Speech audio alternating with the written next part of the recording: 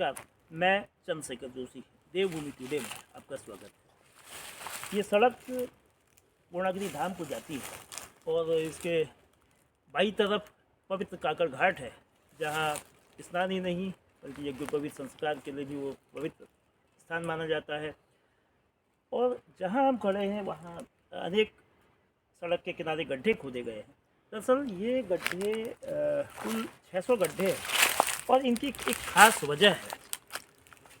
इन गड्ढों में क्या होगा उससे पहले हम कुछ एक आध्यात्मिक पक्ष रुद्राक्ष का। दरअसल यहाँ रुद्राक्ष का प्लांटेशन होगा और इस काम को वन विभाग इस सड़क के दोनों तरफ, जो बाई तरफ है दाई तरफ है, दोनों ओर पौधरोपण होगा और इस पौधरोपण को वन विभाग कराएगा। 11 लाख रुपए की लागत से होने वाले इस पौधरोपण में करीब 600 पौधे लगाए हरिद्वार और उसके आसपास के ऐसे क्षेत्रों से जहाँ के पौधे लाए गए हैं और उनको अगले 1 महीने में इनमें रोपित कर दिया जाएगा। रुद्राक्ष के को लेकर एक मान्यता है। रुद्राक्ष यूँ तो एक सामान्य सा एक फल है और एक बल्कि उसकी गुठली मानी जाती है फल की, लेकिन इसकी जो धार्मिक मान्यताएं बहुतायत में है। भगवान शिव से इसका ताल्लुक़ है। कहा जाता है कि जो शिव की नेत्र है उसकी जलधारा से इसकी उत्पत्ति हुई थी। इसके धारण करने से, रुद्राक्ष को पहनने से, चाहे गले में, लोग इसको हाथ में भी इसको पहनते हैं, उससे आध्यात्मिक मनोदशा, अध्यात्म की ओर रुझान बढ़ना, धर्म की ओर प्रवृत्ति का बढ़ना, ये तो होता ही है। साथ इसके पहनने से, इसको धारण करने से मानसिक शांति, शारीरिक स्वस्थता और विविध किस्म के जो जीवन में नैतिक मूल्य स्थापित होते हैं, उसका नर्व सिस्टम से भी ताल्लुक़ बताया जाता है। साथ में जो रक्तचाप है, ब्लड प्रेशर को नॉर्मलाइज करने में भी रुद्राक्ष को एक बेहतर हर्बल ट्रीटमेंट के रूप में देखा जाता है। रुद्राक्ष के शारीरिक, मानसिक यानी कि जो भौतिक लाभ देने के साथ साथ आध्यात्मिक लाभों में भी ये बहुत इसकी खूबियाँ हैं, इसकी उपयोगिता मानी गई है। तो इस चूँकि चंपावत जिले का यानी कि जो चंपावत वन प्रभाग के अंतर्गत ये क्षेत्र आता है, तो अभी तक इस ज़िले में रुद्राक्ष का पौधरोपण, रुद्राक्ष का प्लांटेशन नहीं हुआ था। ये पहली बार कोशिश की जा रही है कि एक धर्म क्षेत्र में, चूँकि ये बूम से मुख्य मंदिर तक का जो ठूलेगाड़ होते हुए जो क्षेत्र है, ये आध्यात्मिक यानी कि मेला क्षेत्र आता है। उस क्षेत्र के करीब, उस क्षेत्र के बीच में रुद्राक्ष का प्लांटेशन लाभ देगा। तीर्थयात्रियों को भी एक आध्यात्मिक क्षेत्र से गुजरने की अनुभूति होगी और इसका जो अध्यात्म के अलावा आर्थिक पक्ष भी है। इन पौधों के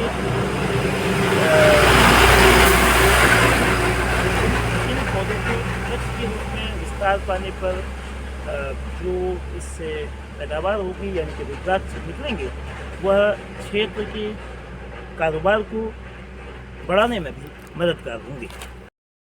भला रुद्र और रुद्राक्ष से कौन परिचित नहीं होगा। रुद्राक्ष भारतीय संस्कृति की खास खूबी और ख़ास निशानी है। केवल महाशिवरात्रि या पार्थिव पूजा में ही ये उपयोग में नहीं आती है, बल्कि इसके बहुआयामी उपयोग है। ये नेचर से लेकर एनवायरनमेंट, स्पिरिचुअल से लेकर, जो अध्यात्म से लेकर आदमी की मानसिक शांति, उसके विविध इसके उपयोग हैं। लेकिन इतने बहुउपयोगी रुद्राक्ष को लेकर अभी तक चंपावत जिले में उदासीनता रही।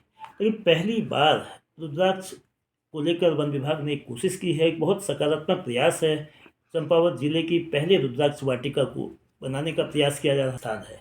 माँ पूर्णागिरि धाम का जो बेस कैंप है, बूम और ठूलेगाड़ के बीच में इसको वन विभाग प्रयास कर रहा है और जल्द ही साल 2024 में इस रुद्राक्ष का प्लांटेशन हो जाएगा। इसके पौधों को लाना कितनी बड़ी चुनौती थी, उसके संसाधन को जुटाना, क्लाइमेट जो नेपाल में बहुतायत में रुद्राक्ष की मालाएं होती हैं, यानी कि वहाँ रुद्राक्ष का उत्पादन बहुत ज़्यादा होता है। तो इन सब चीज़ों को बताने के लिए, उसके लाभ, चूँकि शरीर मतलब इसको वैज्ञानिक रूप से ब्लड प्रेशर के लिए, इसका स्मृति शक्ति यानी कि रिटेंशन पावर को बढ़ाने के लिए, डायबिटीज़ कंट्रोल करने के लिए भी इसका उपयोग होता है। और ये कैसे उपलब्ध हुए और इसको जानने के लिए प्रभागीय वनाधिकारी रमेश कांडपाल साहब से बात करते हैं। बहुत धन्यवाद सर। तो सर, ये रुद्राक्ष वाटिका चंपावत जिले में पहली बार लगाई जा रही है, तो ये कैसे शुरू हुआ और कहाँ कैसे आगे बढ़ेगा? हाँ, ये मेरा एक सपना था कि मैं यहाँ पे अपने कार्यकाल के दौरान कोई रुद्राक्ष का प्लांटेशन या वाटिका स्थापित करें। इसके लिए मैं बहुत प्रयत्नशील था, चूँकि रुद्राक्ष इस क्षेत्र का एक बहुमूल्य वृक्ष है और इसका अध्यात्म में बड़ा महत्व है। हम लोग आपने जानते हैं कि शिव जी की इसकी पूजा की जाती है। तो हमने इसको सोचा कि किस तरह से हम यहाँ पे लगाएं, और इसके लिए उपयुक्त स्थान का चयन भी करना था। तो हमने इसके लिए पूर्णगिरी क्षेत्र में एक ठूलीगाड़ और बाटनागाड़ के बीच में लगभग 1.5-2 किलोमीटर का पैच है, उसको हमने सड़क के किनारे लगाने का प्रयास किया। तो इसके लिए सर का पौधा जो है वो यहाँ पर हमारी पौधशालाओं में रहता नहीं है, तो हम लोगों को उसको बाहर से ही इसका उपार्जन करना पड़ता है। तो इसके लिए मैंने एक प्रोजेक्ट बना के अपने विभाग में भेजा था कि मैं यहाँ पे एक रुद्राक्ष की प्लांटेशन लगाया जाए। तो इसके लिए हमने विभागीय तौर पे अपने हेडक्वार्टर जो हमारा देहरादून में है वहाँ पर इस संबंध में अवगत कराया। तो उनके द्वारा 500 रुद्राक्ष पौधे के लगाने का एक हमें परियोजना स्वीकृत की गई। तो उसमें यह था कि रोड साइड के किनारे इसको लगाना है, जिससे कि जो पूर्णागिरि धाम में तीर्थयात्री आते हैं तो उसको भी इनका एक लाभ मिले। और एक चूँकि पूर्णागिरि धाम एक बहुत ही हमारा अध्यात्म का केंद्र है और प्रतिवर्ष यहाँ लगभग 30 से 40 लोग आते हैं, तो एक इसके लिए बहुत ही उपयुक्त जगह हमें पूर्णागिरि धाम लगा। तो इसके लिए हमने शुरुआत ये करी थी कि हमने सबसे बड़ी इसमें समस्या जो थी कि रुद्राक्ष के पौधे और जो कि बहुत ही अच्छी गुणवत्ता युक्त हों वो मिलें। तो इसके लिए जो हमने बहुत ज़्यादा हर जगह पूरे भारतवर्ष में इसके पौधों का बड़े पौधे लाने के लिए प्रयास किया, लेकिन कई जगह बहुत छोटे मात्रा में और छोटी संख्या में पौधे मिल रहे थे। तो इसके लिए फिर हम बहुत सर्च करने के बाद तो हम लोगों ने एक परमार्थ निकेतन जो कि ऋषिकेश में है, तो वहाँ से भी बात की। तो उनके द्वारा ये अवगत कराया गया कि उनके यहाँ रुद्राक्ष के पौधे हैं। अभी उन्होंने राम जन्मभूमि जो प्राण प्रतिष्ठा समारोह हुआ था तो वहाँ भी उन्होंने 2000 पौधे भेजे थे और वो वहाँ पे लगाए गए हैं।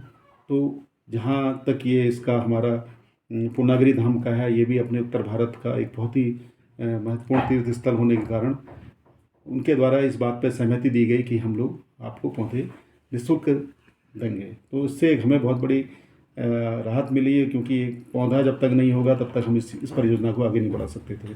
तो इसी आधार पे हमने इसको शुरुआत किया और वहाँ से हमें बड़े अच्छे करीब 4-5 साल पुराने और 5 से 6 फीट बड़े पौधे हमें प्राप्त हुए हैं।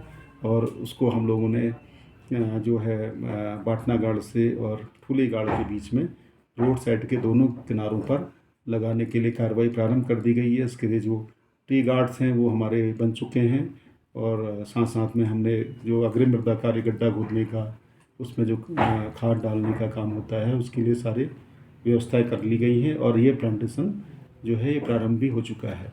तो अब साथ साथ में ये हो रहा है कि टी गार्ड हमने लगा लिए हैं और उसके साथ पौधे भी लगाए जा रहे हैं, और ये लगभग होली के आसपास तक सारे पौधे लग जाएंगे। और चूँकि ये एक ऐसा जगह पे लगाए गए हैं जहाँ पे बहुत बड़ी संख्या में लोग बाग आते हैं और सड़क के किनारे लगाए जा रहे हैं, तो उससे ये है कि उसको साथ साथ हमने इसको एक अध्यात्म की दृष्टि से उस पर स्लोगन्स और साइनेज भी लगा रहे हैं, बोर्ड भी लगा रहे हैं, जिसमें हमने धार्मिक जो भी हमारे वेद पुराणों में वृक्षों के महत्व के बारे में हैं या पर्यावरण के बारे में हैं, वो इस तरह के संदेश उसमें प्रसारित किए जा रहे हैं।